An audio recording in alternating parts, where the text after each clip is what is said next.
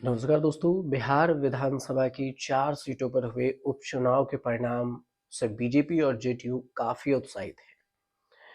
तरारी, रामगढ़ और इमामगंज, इसके अलावा बेलागंज विधानसभा सीटों पर एनडीए के शानदार जीत से अब राज्य की जातिगत समीकरण में भी बड़ा बदलाव आ सकता है। इन चारों सीट पर एनडीए की जीत ने अगले साल होने वाले विधानसभा चुनाव की तस्वीरें भी काफी हद तक साफ कर दी है। लेकिन इस बीच में नीतीश कुमार को लेकर एक बयानबाजी हुई है।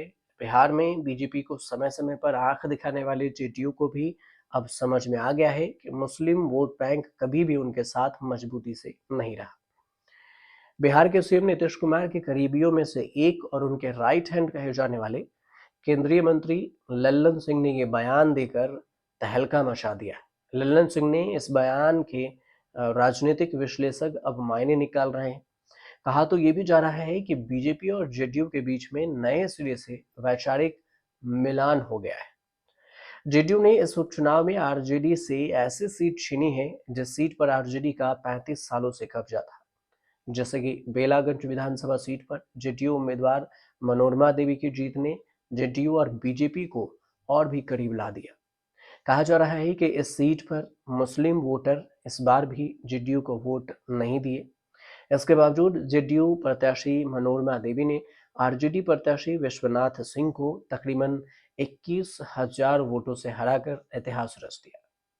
नीतीश कुमार की एक और ये चाल ही है, क्योंकि बेलागंज सीट जीतने के बाद जो लल्लन सिंह है उन्होंने मुस्लिम वोट बैंक को लेकर बड़ा बयान दिया। लल्लन सिंह ने कहा कि अल्पसंख्यक समाज के लोग जनता दल यूनाइटेड यानी कि जेडीयू को वोट नहीं देते।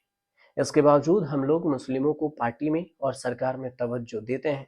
बिहार में लालू राबड़ी राज में अल्पसंख्यक की क्या स्थिति थी? मदरसा शिक्षकों को महज 3 से 4 हजार रुपये सैलरी मिलती थी, लेकिन नीतीश राज में 7वें वेतन आयोग तक का लाभ मिल रहा है। लेकिन इसके बावजूद भी अल्पसंख्यक समाज जदयू को वोट नहीं करता। गलतफहमी में मत पालिए और हम मुखालफत में नहीं रहे कि पहले नहीं देते थे अब देते हैं। अल्पसंख्यक समाज के लोग कभी भी वोट नहीं करते, लेकिन सीएम नीतीश कुमार सबके बारे में सोचते हैं। वो कहते हैं कि जिसको जहां वोट देना है देने दीजिए, हम सरकार में हैं, सबके लिए काम करेंगे। अब इसी बयान को लेकर जो एक्सपर्ट हैं, राजनीतिक जानकार हैं, वो उनका कहना है कि लल्लन सिंह ने बिल्कुल सही कहा है और ये बातें वह अब इसलिए कह रहे हैं क्योंकि उनको आरजेडी के साथ अब नहीं जाना है, बीजेपी के साथ ही रहना है। और जहां तक मुस्लिम वोट बैंक की बात है तो वह आरजेडी के पास ही रहा है। लालू प्रसाद यादव की पॉलिटिक्स हो मुस्लिमों को काफी सूट भी करती रही। पिछले विधानसभा चुनाव को छोड़ दें अगर, तो 80 में से 90% जो मुस्लिम आरजेडी को वोट करते रहे। लेकिन नीतीश कुमार अब जिस तरह से राजनीति कर रहे हैं, ये बोलना उनकी मजबूरी है, क्योंकि अगर ये बातें नहीं बोलेंगे तो फिर बीजेपी का वोट उनको नहीं मिलेगा। क्योंकि जेडीयू अब बीजेपी के काफी करीब आ गई है और नीतीश कुमार को साल 2025 में सीएम बनना है, तो ये भाषा बोलना ही पड़ेगा। अब लल्लन सिंह का बयान नीतीश कुमार को लेकर राजनीतिक भविष्य को लगभग साफ कर दिया है। लल्लन सिंह ने साफ ये बयान दिया और इस बयान से साफ झलकता है कि नीतीश कुमार बीजेपी के सहारे ही साल 2025 में सत्ता के सिंहासन पर बैठेंगे। लल्लन सिंह का बयान जेडीयू और बीजेपी के भविष्य की राजनीति को भी साकार दिया है।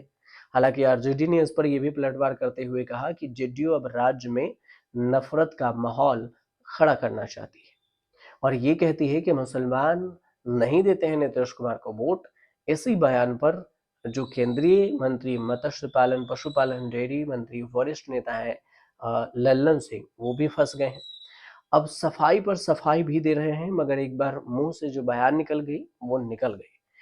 हालांकि लल्लन सिंह ने ये बयान मुजफ्फरपुर में ये दावा करते हुए दिया था कि अल्पसंख्यक समाज जेडीयू को वोट नहीं करते, लेकिन जब उन्होंने नीतीश कुमार को महादलित वर्ग के समाज को मुख्यधारा में लाने का काम किया तो उन्होंने ये बयान दिया। और इस बयान के बाद अब नीतीश कुमार के जो बयान दिए उसके बाद लल्लन सिंह दिल्ली आ गए और शीतकालीन सत्र में शामिल हो गए। लेकिन पटना में सियासी घमासान छिड़ गया। सोशल मीडिया पर भी लोग बातों को शेयर करने लगे, लिखने लगे जैसे कि नीतीश कुमार को वोट के लिए काम नहीं करते हैं, बिहार के बेहतरीन के लिए काम करते हैं। 19 साल से नीतीश कुमार समाज के हर वर्ग के साथ रहे। अब वो लल्लन सिंह कई बार सफाई दे चुके हैं नीतीश कुमार को लेकर, लेकिन इस बीच में लल्लन सिंह के बयानों का कई सारे मायने निकाले जा रहे हैं, कई सारे विच्छेद किए जा रहे हैं। फिलहाल आगे की राजनीति में क्या कुछ होगा, क्योंकि बिहार में 2025 में विधानसभा चुनाव है और चुनाव के बीच में नए खेल होने की भी आशंका है। फिलहाल आपको अगर जानकारी अच्छी लगी हो तो फ्री न्यूज़ बॉक्स को सब्सक्राइब कर लीजिएगा और हमें कमेंट जरूर कीजिएगा।